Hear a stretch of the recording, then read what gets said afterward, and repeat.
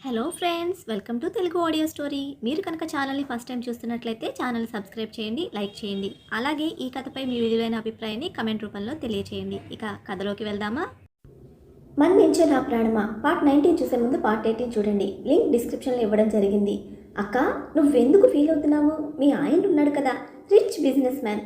అసలైనా మీ ఆయన అంటూ ఆగిపోయి జ్వలంత్ను పక్కకు పిలుచుకొని, అవును, సొసైటీలో అందరూ నీకు ఆ బిజినెస్ మ్యాన్ కూతురు శ్రాగవికి పెళ్లి జరగబోతుంది అని అనుకున్నారు. అది ఎక్కడికి వచ్చింది అని అనగా, అది ఆపేశానురా అని అనగానే, ఆ అమ్మాయితో కూడా ప్రేమాయణం సాగించి చివరికి ఆ అమ్మాయిని కూడా డంప్ చేసేసావా అని అడిగాడు. ఒరేయ్, నువ్వు ఘోరంగా ఉన్నావు కదరా, నీకన్నా మా నాన్నే బెటర్ కదా అని అనగానే, లేకపోతే ఏంటి బావా, పాపం ఆ అమ్మాయి అని అనడంతో, లేదు, తానే డ్రాప్ అయిపోయిందిరా అని అన్నాడు. కనీసం ఇప్పటికైనా నీ అమ్మాయిల పిచ్చిని వదులుకున్నావా, లేక ఇక్కడ ఆరాధ్యను పెట్టుకొని మళ్ళీ పాత జ్వలంతలో మారడానికి సిద్ధపడ్డావా అని అడగ్గా, లేదురా, ఇంకా ఏ అమ్మాయిల జోలికి పోను, నా లైఫ్లో అంటూ ఉంది మీ అక్క మాత్రమే అని అన్నాడు జ్వలంత్. నిజంగానే నమ్మమంటావా బావా అని అడిగాడు. నమ్మరా, ఈ ఒక్కసారికి నన్ను నమ్ము. ఎన్నో తప్పులు చేశాను, కానీ నాకు నేనుగా వెళ్ళి ఏ అమ్మాయి లైఫ్ నాశనం చేయలేదు. శ్రాగవి నా గురించి తెలిసి కూడా వచ్చి నన్ను ప్రపోజ్ చేసింది, అంతేకాని నేను వెళ్ళి తనకు ప్రపోజ్ చేయలేదు అని చెప్పగా, అవునులే, అది కూడా నిజమే అని అన్నాడు దత్తు. అది సంగతి అని అనడంతో, మరి అలాంటప్పుడు నీకు మా అక్కకు పెళ్లి చేయొచ్చు కదా బావా, మీ ఇద్దరికి పెళ్లి చేసి వాడిని వారసుడిగా అనౌన్స్ చేయొచ్చు కదా అని అడగ్గా, అవునరా, కానీ దానికి ముందు ఆరాధ్య ఒప్పుకోవాలి కదా అని అనడంతో, అదేంటి బావా, అక్క ఒప్పుకోవడం ఒప్పుకోకపోవడం ఏంటి అని అడిగాడు. మీ అక్క నా మీద చాలా కోపంగా ఉంది, అసలు సరిగ్గా మాట్లాడడం కూడా మాట్లాడలేదు తెలుసా. ఇంటికి రాను అని అంది, కానీ నాన్న హెల్త్ కోసమే వచ్చింది, అది కూడా ఫుల్ కండిషన్స్ పెట్టి. అమ్మో, తలుచుకుంటేనే భయంగా ఉంది, మళ్ళీ నాన్న హెల్త్ సెట్ అవగానే ఎక్కడ వెళ్ళిపోతుందో అని. నిజంగా నువ్వు అలా చేయాల్సింది కాదు బావా, ఎవడో ఏదో చెప్పాడని అలా చేయాల్సింది కాదు అని అనగానే, ఏమోరా, అప్పుడు అలా జరిగిపోయింది. నిజంగా నేను చేసిన తప్పుకు నేనే చాలా బాధపడుతున్నాను, కానీ ఏం చేస్తాం, తప్పదు. కొన్నిసార్లు పిచ్చి పిచ్చి ఆలోచనలతో ఇదిగో ఇలా చేస్తాము, తర్వాత బాధపడతాము. దీన్నే అన్నారు చేతులు కాలేక ఆకులు పట్టుకుని ఏం లాభమని అని అన్నాడు జ్వలంత్. కరెక్టేలే అని అన్నాడు, కానీ మనసులో ఎలాగైనా సరే అక్కను బావను ఒకటి చేయాలి, వాళ్ళ కుటుంబం ఆనందంగా ఉండాలి అని ఫిక్స్ అయిపోయాడు దత్తు. ఎందుకంటే దత్తు కుటుంబం నిజంగా జ్వలంత్కి ఎంతో రుణపడి ఉంది. దత్తు తండ్రి ఒక తాగుబోతు, వ్యసనాలకు లోబడి భార్య బిడ్డలు కూడా చేరతీయని సమయంలో సునంద గారే మరదల గురించి తెలిసినా కూడా ఆవిడని తన మేనల్లుణ్ణి చేరదీశారు. మేనకోడలికి తనే స్వయంగా దగ్గరుండి మంచి సంబంధం చూసి మరీ పెళ్లి చేశారు. ఇప్పుడు దత్తు చేస్తున్న జాబ్ కూడా జ్వలంత్ పుణ్యమే. అందుకే వీళ్ళన్నా వీళ్ళ కుటుంబం అన్నా ఎనలేని గౌరవం. అలా విజయవాడకు వెళ్ళడానికి సిద్ధపడి అందరూ 5 కలిసి కారులో బయలుదేరారు.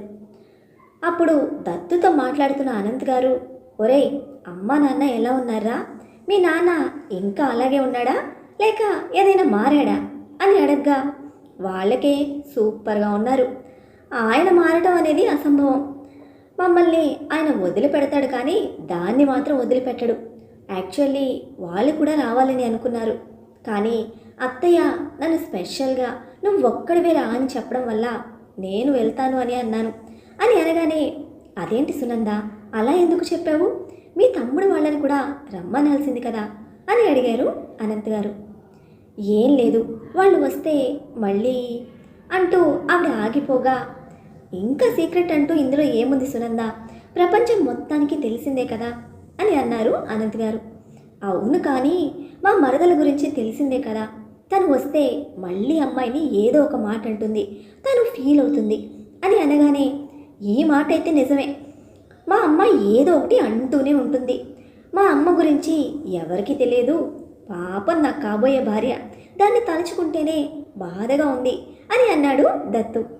ఏమైందిరా, నీ కాబోయే భార్య గురించి ఎందుకు బాధ అని అడిగితే, దాన్ని ఎంతగా సతాయిస్తుందో ఏమో, పెళ్ళి కాగానే కొద్ది రోజులకు సపరేట్గా వెళ్ళిపోవాలని నేను ఫిక్స్ అయిపోయాను అని అన్నాడు. ఇప్పుడే పెళ్లి గురించి ఆలోచిస్తున్నావా నువ్వు అని అనడంతో, ఏం ఆలోచించద్దా, నీకేంటి బాబు, కలిసొచ్చే కాలం వస్తే నడిచొచ్చే కొడుకు వస్తాడు అన్నట్లుగా నీకు నిజంగానే నడిచొచ్చే కొడుకు వచ్చాడు.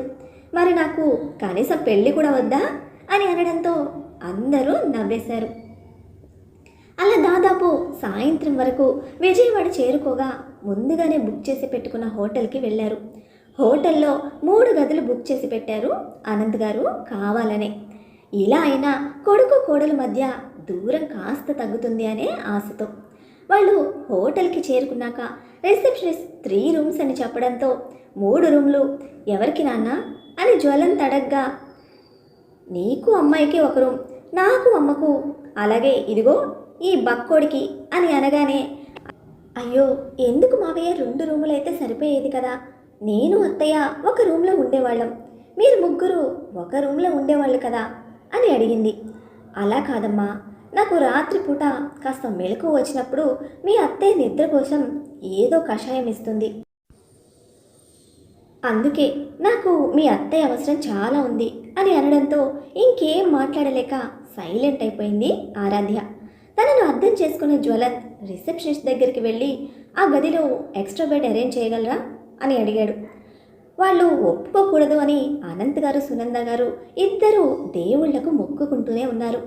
సారీ సార్ అని రిసెప్షనిస్ట్ చెప్పడంతో వీళ్ళు హాయిగా ఊపిరి పీల్చుకోగా జ్వలంత్ మరియు ఆరాధ్య కాస్త ఇబ్బందిగా ఫీల్ అయ్యారు.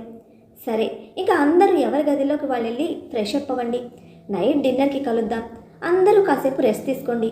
ఒరే, నువ్వు దాదాపు 6 గంటల నుండి డ్రైవ్ చేస్తూనే ఉన్నావు, నీకు రెస్ట్ అవసరం అని గదిలోకి వెళ్ళమని చెప్పగా, నానమ్మ నేను నీతోనే వస్తాను అని అన్నాడు మనవడు. రా నాన్న, నా బంగారు కొండ, నా బుజ్జి తండ్రి, నిజంగా అందరి పిల్లలు నీలాగా ఉంటే ఎంత బాగుంటుందో అని అనుకుంటూ మనవడిని ఎత్తుకొని వీడిని మేము మా గదిలోకి తీసుకువెళ్తాము, మీరు మీ గదిలోకి వెళ్ళండి అని చెప్పి వారు చెప్పే సమాధానం కూడా వినకుండా వెళ్ళిపోగా జ్వలంత్ ఆరాధ్య ఇబ్బందిగానే గదిలోకి వెళ్ళారు. వాళ్ళు గది లోపలికి వెళ్ళడంతోనే దత్తు సునంద గారి దగ్గరికి వచ్చి, ఇదంతా మీ ప్లాన్ కదా, వాళ్ళిద్దరూ మళ్ళీ కలవాలని చూస్తున్నారు కదా అని అడగ్గా, అవునురా అదే, కానీ ఏం చేద్దాం, వాళ్ళు ఇప్పట్లో కలిసేలా లేరు కదా అని అన్నారు ఇద్దరు. పర్వాలేదు కలుస్తారులే, అస్సలు టెన్షన్ పెట్టుకోకండి, మనం ముగ్గురం ఉన్నాం కదా, ఎలా అయినా సరే వాళ్ళని కలుపుదాం, ఇదిగో మనం వెళ్ళేలోపు వాళ్ళని కలిపే వెళ్ళాలి అని అన్నాడు దత్తు. గదిలోకి వెళ్ళిన జ్వలంత్ ఫ్రెష్ అప్ అయి వచ్చి అక్కడ ఉన్న సోఫాలో పడుకోగా, మీరు అక్కడ పడుకున్నారేంటి అని అడిగింది ఆరాధ్య. ఇట్స్ ఓకే, వాళ్ళు బెడ్ వేయడం కుదరదన్నారు, నువ్వు బెడ్లో పడుకో, నేను ఇక్కడ పడుకుంటాను అని కళ్ళు మూసుకున్నాడు. అప్పటికే జ్వలంత్ చాలా అలసిపోయి ఉండడంతో అతన్ని అలా చూడగానే తనకు కూడా బాధేసి, పర్వాలేదు మీరు బెడ్ మీద పడుకోండి, నేను సోఫాలో పడుకుంటాను అని అంది. ఇట్స్ ఓకే ఆరాధ్య అని అన్నాడు.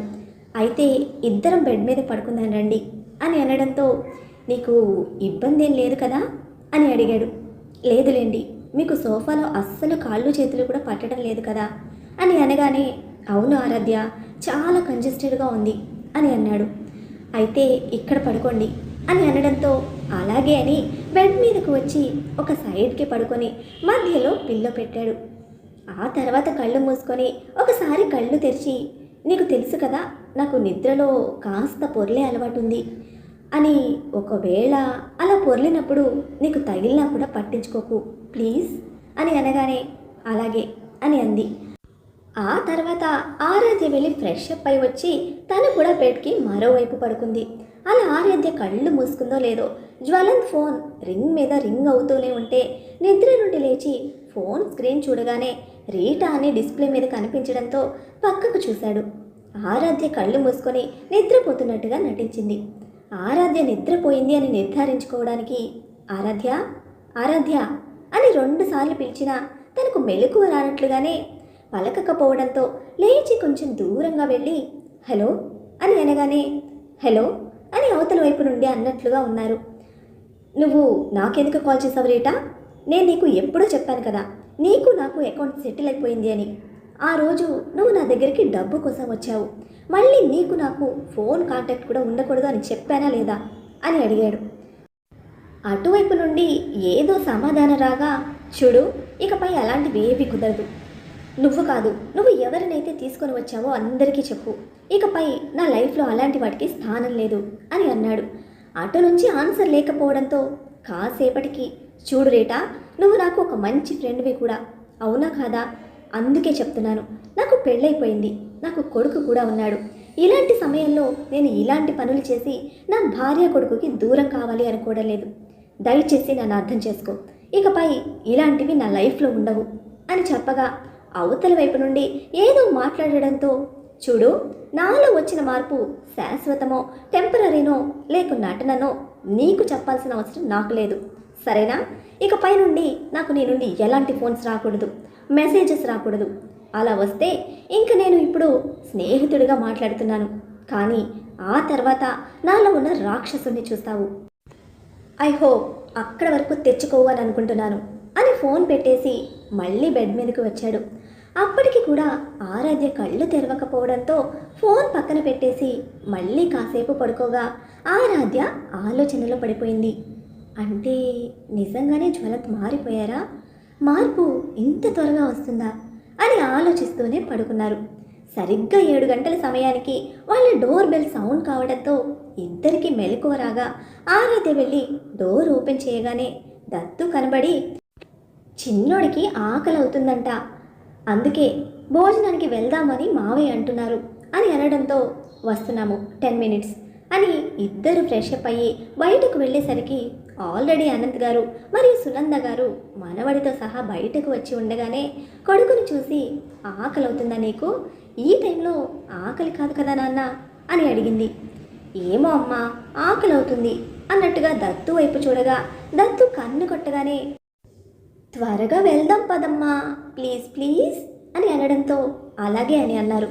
అలా రెస్టారెంట్కి వెళ్ళగా అక్కడ దత్తు మరియు సునంద అనంత్ గారు ఒకవైపు కూర్చొని వీళ్ళ ముగ్గురిని మరొక వైపు కూర్చోమని చెప్పగా, నానమ్మ నేను నీ దగ్గరే కూర్చుంటాను అని అన్నాడు బుడ్డాడు. ఓయమ్మో అత్త, నీ మనవడిని కొంచెం చేయమంటే బాగా చేస్తున్నాడుగా, నెక్స్ట్ వీడిని సినిమాల్లోకి పంపించడమే అని అన్నాడు దత్తు. ఓరేయ్ నువ్వు మూసుకోరా అని అన్నారు సునంద గారు. అలా ఆరాధ్య జ్వలన్ పక్క పక్కన కూర్చున్నాక, ఈరోజు నేను మీకు డిన్నర్ ఇస్తానన్నమాట అని అనడంతో, ఎందుకో అని అడిగాడు జ్వలంత్. అరే యార్, జాబ్ వచ్చింది, జాబ్ వచ్చాక ఒక్కసారి కూడా మీకు పార్టీ ఇవ్వలేదు కదా, అందుకే. కానీ మీరిద్దరూ మెన్యూ సెలెక్ట్ చేయాలి అని అనగానే ఆరాధ్య దత్తు వైపు కోపంగా చూడగా, అక్క నువ్వు అలా కోపంగా చూస్తే నడవదు, మెన్యూ చూడు, ఇక్కడ నీ కొడుకు ఆకలితో అలమటించిపోతున్నాడు అని అన్నాడో లేదో, అమ్మా ఆకలి అవుతుంది అని నటన మొదలుపెట్టాడు అనంత్. కొడుకు నటన చూస్తూ ఉంటే ఆరాధ్యకు ఎక్కడో అనుమానం రాగా, నువ్వు ఇలా రారా అని అడిగింది. అనంత్ తల్లి దగ్గరికి వెళ్ళగానే, నీకు నిజంగానే ఆకలి అవుతుందా అని అనడంతో, అయ్యో మమ్మీ నిజంగానే ఆకలి అవుతుంది అని ఏడవడం మొదలుపెట్టాడు అనంత్. వెంటనే ఆరాధ్యకు అనుమానం వచ్చినట్టుంది అని అనుకున్న దత్తు, అత్తయ్య ఇప్పుడు నీ నటన మొదలు పెట్టాలి అని అనగానే, ఏంటమ్మా మరి చిన్నపిల్లలు పట్టుకొని అలా అడుగుతున్నావు? పిల్లలు ఎవరైనా అబద్ధం చెప్తారా? పిల్లలు ఆకలి అయినా కాలేదు అని చెప్తారా? ఆకలి కాకుండా అయ్యిందని చెప్తారా? అందులో వీడు అబద్ధం చెప్తాడా? అస్సలు చెప్పడు. పాపం కొడుకును పట్టుకుని అలా అంటున్నావేంటి? కాస్త కూడా బుద్ధి లేదు నీకు, ఇలా రా నాన్న అని అనగానే ఏడుస్తూనే నానమ్మ దగ్గరికి వెళ్ళి నానమ్మ మీద కూర్చొని, నాకు నిజంగానే ఆకలి అవుతుంది నానమ్మ అని అనడంతో, నాకు తెలుసు బంగారు కొండ, రోజు ఇదే టైంకి తింటున్నావు కదా అని చెప్పి, మీరిద్దరూ త్వరగా చూడండి అని అనడంతో జ్వలంత్ మెన్యూ తీసుకొని, వాడికి నిజంగానే ఆకలి అవుతుందేమో ఆరాధ్య, ఏదైనా సెలెక్ట్ చేయి అని అనగానే అలాగే అని అంది. అలా వాళ్ళిద్దరూ సెలెక్ట్ చేయడానికి మాట్లాడుకుంటూ ఉంటే మిగిలిన వాళ్ళందరూ అమ్మ సక్సెస్ అని అనుకున్నారు. అలా సరిగ్గా 10 నిమిషాల తర్వాత వాళ్ళిద్దరూ కావాల్సిన మెన్యూ ఆర్డర్ చేసేసి, మీకేం కావాలి అని అడగ్గా వాళ్ళు ఆర్డర్ చెప్పడంతో, మరి మీరు ఆల్రెడీ సెలెక్ట్ చేసుకున్నప్పుడు మాకు కూడా చేయాల్సింది కదా అని అనగానే, మాకేం తెలుసు మీకేం నచ్చుతుందో అని అన్నారు. దత్తు కావాలనే వాళ్ళిద్దరూ మాట్లాడుకోవాలి అని చేశాడని అర్థమై సైలెంట్ అయిపోయింది ఆరాధ్య. అలా వాళ్ళు భోజనం చేసినంత సమయం కావాలనే దత్తు అనంత్ గారు సునంద గారు వాళ్ళు మాట్లాడుకుంటూ ఉండగా వీళ్ళిద్దరూ సైలెంట్గా కూర్చున్నారు. అందరూ భోజనాలయ్యాక తిరిగి వచ్చేసి ఎవరి గదిలోకి వాళ్ళు వెళ్తూ ఉంటే, అత్తయ్య, బాబుని నేను నా దగ్గర పడుకోబెట్టుకుంటాను అని అంది. ఆ మాటకు దత్తు మరొకసారి కన్ను కొట్టాడు. అంతే, దానికి మళ్ళీ బాబు తన ఉగ్ర రూపం చూపిస్తూ, అమ్మా, నేను నాన్నమ్మ దగ్గరే పచ్చుంటాను. నాకు నాన్నమ్మ డైలీ ఫుల్ కథలు చెప్తుంది, నువ్వైతే కథలు చెప్పవు అని అనగానే, నేను చెప్తాను రా నాన్న అని అన్నాడు జ్వలంత్. నువ్వైతే నన్ను అస్సలు ఆడించుకోవడం లేదు, నువ్వు నాతో సరిగ్గా ఆడడం లేదు. తాతయ్య నానమ్మ నాతో చాలా బాగా ఆడుకుంటారు, నేను వీళ్ళ దగ్గరే పచ్చుంటాను అని అనగానే, ఇట్స్ ఓకే అక్క, చిన్నోడు అత్తయ్య మామయ్య దగ్గర బజ్జుంటాను అని అంటున్నాడు కదా, వాళ్ళ దగ్గర పడుకోనివ్వు, ఇట్స్ ఓకే అని అన్నాడు దత్తు. కావాలనే అందరూ నాటకం ఆడుతున్నారని అర్థమయ్యి ఏం మాట్లాడలేక సైలెంట్గా వెళ్ళిపోయింది ఆరాధ్య. ఆరాధ్య వెనకాల వెళ్ళిన జ్వలంత్ తనను ఆరాధ్య తప్పు పడుతుందేమో అని అనుకొని, నీకు ఇబ్బందిగా ఉంటే దత్తుని పిలవాలా, వాడు ఇక్కడ పడుకుంటాడు, నువ్వు వాడి గదిలో పడుకో అని అనడంతో, పర్వాలేదులేండి అని అంది. వాళ్ళు ఇలా అంటారని నాకు తెలియదు, ప్రామిస్, ఇందులో నాకు తెలిసి ఏం జరగలేదు అని అన్నాడు జ్వలంత్. అది కూడా నాకు తెలుసులేండి, అన్ని నాటకాలు అత్తయ్య మనవడు ఇద్దరు కలిసి బాగా నాటకాలు ఆడుతున్నారు అని ఈజీగా తెలుస్తుంది నాకు అని అనగానే, అవునా, కావాలని నాటకాలు ఆడుతున్నారా అని అడిగాడు. అవును అని అనడంతో, ఇట్స్ ఓకేలే అని అన్నాడు. అలా ఇద్దరు ఒక నిమిషం మాట్లాడుకొని పడుకున్నారు. మధ్యరాత్రిలో ఆరాధ్యకు మెలకు వచ్చేసరికి తన మీద ఒక కాలు చెయ్యి వేసి కనబడ్డాడు జ్వలంత్. కష్టపడి జ్వలంత్ను పక్కకు తిప్పి, ఏం తింటున్నావురా స్వామి, ఇంత గట్టిగా ఉన్నావు అని వాష్రూమ్కి వెళ్ళొచ్చి పడుకుంది. మరునాడు డోర్ బెల్ మోగడంతోనే ఇద్దరికి ఒకేసారి మెలకువ రాగానే ఒకరి మీద మరొకరు కలిసి నిద్రపోయి ఉన్నారు. జ్వలంత్ ఆరాధ్య మీద చేయి వేసి ఉండగా ఆరాధ్య జ్వలంత్ చుట్టూ చేయి వేసి కనపడింది. ఒక్కసారిగా ఇద్దరు వాళ్ళని చూసుకొని దూరం జరగగా, సారీ ఆరాధ్య అని చెప్పి డోర్ తెరవడానికి వెళ్ళాడు జ్వలంత్. డోర్ ఓపెన్ చేసి చూడగా దత్తు కనబడి, మనం త్వరగా వెళ్ళాలి, ముందు వాడికి గుండు గీసి ఆ తర్వాత దర్శనం చేసుకోవాలి కదా, సమయం అవుతుందంట, అందుకే మీరు త్వరగా రండి అని అనడంతో, అలాగే త్వరగా రెడీ అయి వస్తాము అని అన్నారు.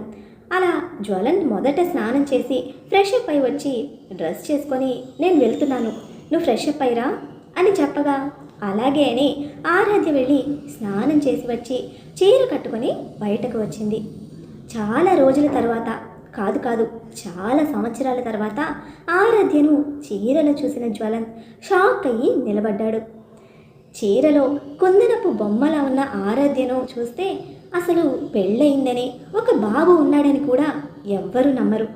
అప్పుడే స్నానం చేసి రావడం వల్ల ముంగురుల నుండి నీళ్లు కిందకి జారుతూ ఉండగా తడి జుట్టుతో అందంగా ముస్తాబే ఉన్న ఆరాధ్యను చూసి నోరు తెరిచిన జ్వలంత్ని చూసిన దత్తు, బావా, ఇలా మరీ మా అందరి ముందు మీ ఆవిడకి సైట్ కొడితే అస్సలు బాగోదు, కాస్త నోరు మూసుకో, విజయవాడలో దోమలు చాలా ఉన్నాయి, అవన్నీ నీ నోట్లోకి వెళ్ళేలా ఉన్నాయి అని అనగానే దత్తును కోపంగా చూడగా, చాలే నువ్వు నీ తొక్కలో కోపం అనుకుంటూ ఆరాధ్య దగ్గరికి వెళ్ళి, అక్క, మీ ఆయన నీకు సైట్ కొడుతున్నాడు అని చెవిలో చెప్పాడు. మరి ఇప్పుడు ఆరాధ్య రియాక్షన్ ఏమిటి? వాళ్ళు కోరుకుంటున్నట్టుగానే ఆరాధ్య జ్వలంత్ కాస్త దగ్గర కానున్నారా? వాళ్ళని దగ్గర చేయడంలో దత్తు సునంద గారు సక్సెస్ అవుతారా? ఆరాధ్య ఆ ఇంటి నుండి వెళ్ళిపోతుందా, లేక బాబు కోసం అక్కడ ఉండడానికి ఒప్పుకుంటుందా? ఏం జరుగుతుందో తెలుసుకోవాలంటే నెక్స్ట్ ఎపిసోడ్ని ఫాలో అయిపోండి. మరి అలానే ఈ ఎపిసోడ్ని లైక్ చేయడం మాత్రం మర్చిపోకండి. Bye friends.